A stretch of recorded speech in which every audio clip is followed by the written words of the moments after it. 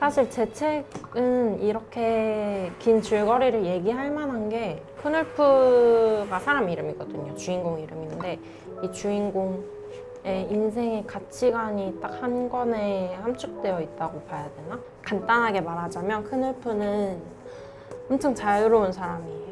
이제 어떤 사람들이 봤을 때 방랑벽이다라고 말할 정도로 여기저기 떠돌아다니면서 자유롭게 살고 이럴 때 할 직업도 없고 돈도 없이 제목인가요?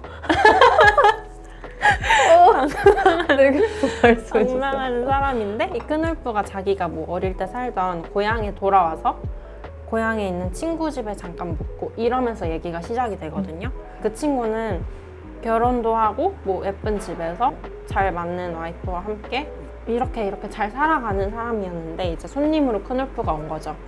크눌프는 누가 봐도 좀 매력적인 인물이 사실 이렇게 떠돌아다니는 사람들 본 것도 많고 막 말도 잘하고 보통 그렇잖아요. 돈은 없지만 언변이 좀 뛰어나고 외모도 좀 매력적인 사람인 것 같아요. 그래서 이 친구의 와이프가 조금 관심이 싸거든요. 그러니까 티는 안 내지만 괜히 이렇게 챙겨주려고 하는데 크눌프는 그걸 별로 안 좋아해요.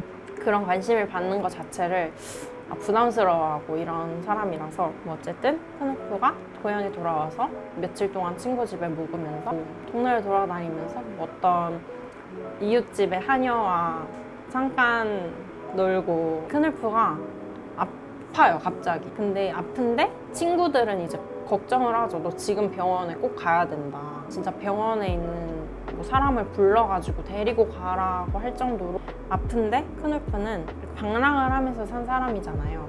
근데 자기의 지금 남은 인생이 얼마 안 남았다는 거를 알고 병원을 안 가요. 그냥 나는 산 속에서 죽겠다 해가지고 결국엔 그렇게 죽거든요. 근데 크눌프를 처음에 이렇게 읽었을 때는 그냥 자유를 즐기는 사람이구나 라는 생각이 들었는데 이 포인트가 뭐냐면 여기 마지막쯤에 죽고 나서 크눌프가 신을 만나거든요. 신을 만나는데 이런 얘기를 해요. 자기를 왜 이렇게 자유롭고 방랑하는 인생을 살게 했느냐 이러면서 원망을 좀 하더라고요. 원망을 했는데 여기서 신의 대답이 저는 너무 좋아서 좀 읽어드릴게요. 난 오직 네 모습 그대로의 널 필요로 했다. 나를 대신하여 넌 방랑했고 안주하여 사는 자들에게 늘 자유에 대한 그리움을 조금씩 일깨워 주어야만 했다. 나를 대신하여 너는 어리석은 일을 했고 조롱받았다. 네 안에서 바로 내가 조롱을 받았고 또 네 안에서 내가 사랑을 받은 것이다. 그러므로 너는 나의 자녀요 형제요 나의 일부이다. 네가 어떤 것을 누리든 어떤 일로 고통받든 내가 항상 너와 함께했다 라는 말이 있거든요. 근데 전 여기서 이제 나를 대신하여 넌 방랑했고 안주하여 사는 자들에게 내 자유에 대한 그리움을 일깨워줬다 라는 말이 너무 좋았어요. 이 책의 뭐 내용도 좋지만 여기 뒤에 보면 약간 작가의 말이 있거든요. 작가의 말을 되게 좋아하는데 사실 헤르만 헤세가 이 크눌프라는 인물을 엄청 애정했다고 말을 하더라고요. 작품 해설인데 이제 이것도 읽어드릴게요. 헤르만 헤세의 편지 중에 하나인데 엄청 좋아하는 부분이에요. 제가 유행하는 견해와는 달리 나는 작가의 과제가 자신의 독자에게 인생과 인간에 대한 규범을 제시해줘야 된다거나 그가 전능하고 권위적이어야 한다고는 생각하지 않네. 작가는 자신을 매혹시키는 것을 묘사하는 자라고 생각해.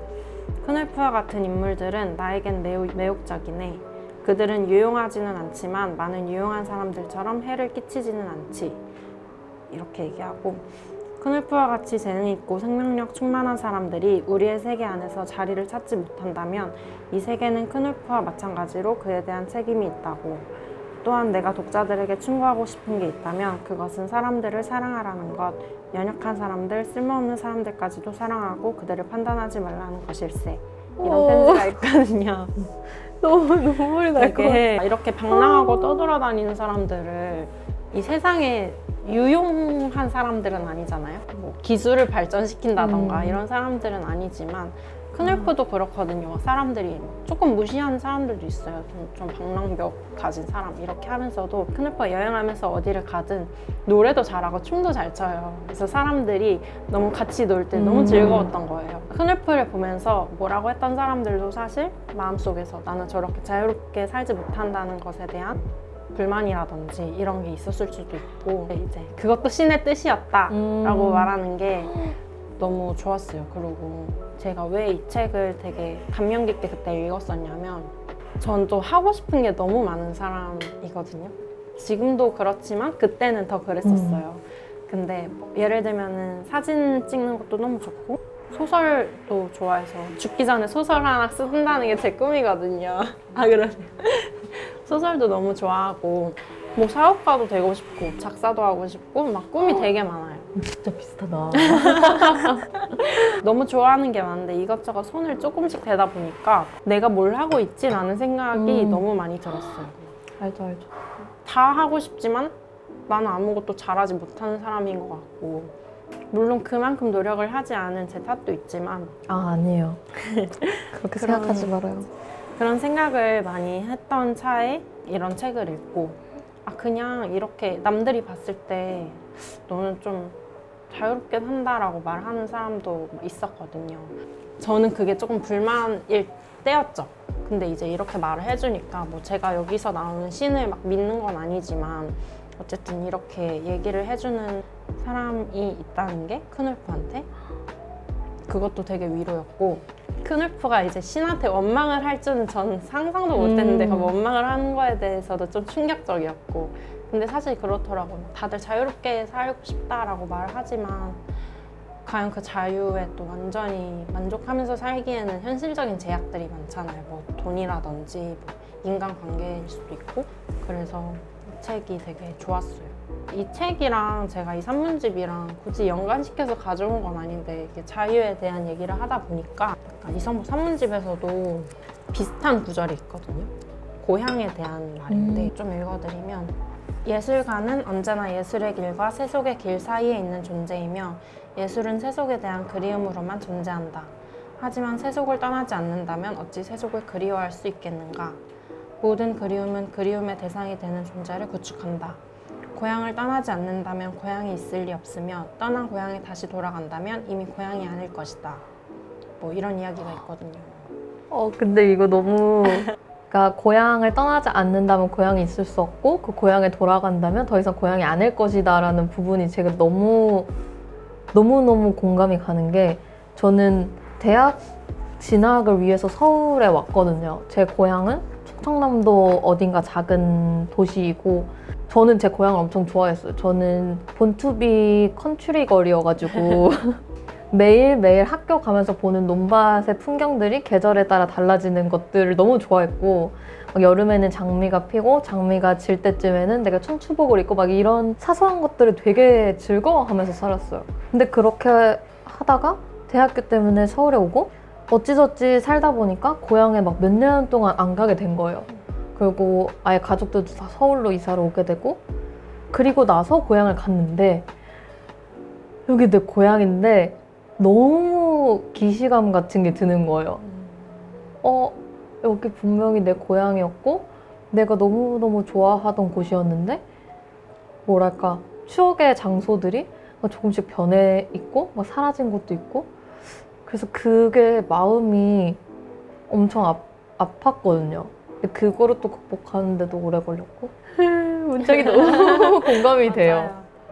우리 다 마음속에 뭔가 고향이 하나씩 있고 그런 느낌? 제가 개인적으로 생각하는 자유는 내면의 고요함을 항상 가지고 있는 거?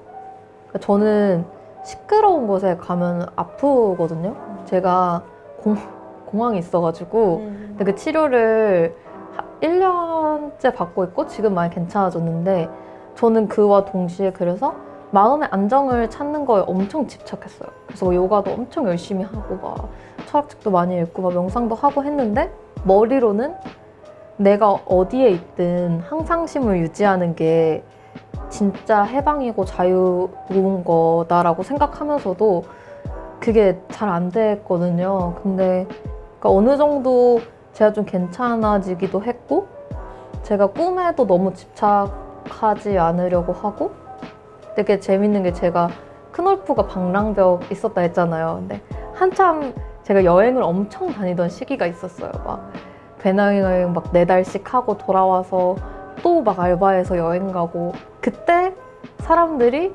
크놀프한테 얘기했던 것처럼 얘기를 막 많이 했거든요, 저한테. 그리고 제가 마이너한 취미를 많이 가지고 있기도 하고 특징이라든지.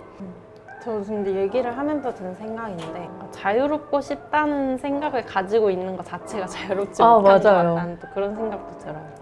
나는 자유라는 거를 유지해야 돼 하면서 살면은 사람들하고도 자연스럽게 거리를 두게 될 거고, 왜냐면 난 어디로든 떠날 수 있는 사람이어야 되니까 너무 깊은 관계를 유지하려고 하지도 않을 거고. 제가 완전 그랬어요.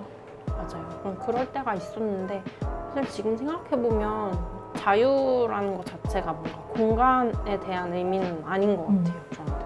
그냥 내 마음속과 머릿속이 맞아요. 자유로우면 그게 자유로운 상태고, 아무리 여행을 많이 다니고 돌아다녀도 자유롭지 않은 사람처럼 스스로 느낄 수도 있고. 여기에 되게 그 말과 상통하는 말이 있는데, 어쩌면 목표하는 지점이라는 것은 장소가 아니라 상태가 아닐까라는 말이 나와요. 근데 그게 딱 그 딱 말이. 방금 혜림님 말씀하신 그런 자유나 제가 집착했던 것 같던 마음의 고요라든지 평정심 같은 것들이, 그러니까 장소를 막 갈구하고 있었던, 그러니까 조용한 곳에 가면 난 괜찮아질 거야, 사람이 없으면 괜찮아질 거야 했는데, 사실은 상태, 내 마음 안에 내 정서적인 문제였던 거죠. 문제라고 하기엔 뭐하지만 어쨌든 마주하는 게 어렵잖아요. 맞아. 그래서 이거를 피하려고 하다 보면 더 안 좋아지고 그런 것 같아요. 할까요? 낄낄낄. 내가 약간 취하는 느낌이 들면서 아, 내가 이런 생각을 했었네. 진짜 여전하다. 나도 이 시인이 말한 언어의 세계로 막 가게 되는 그런 느낌?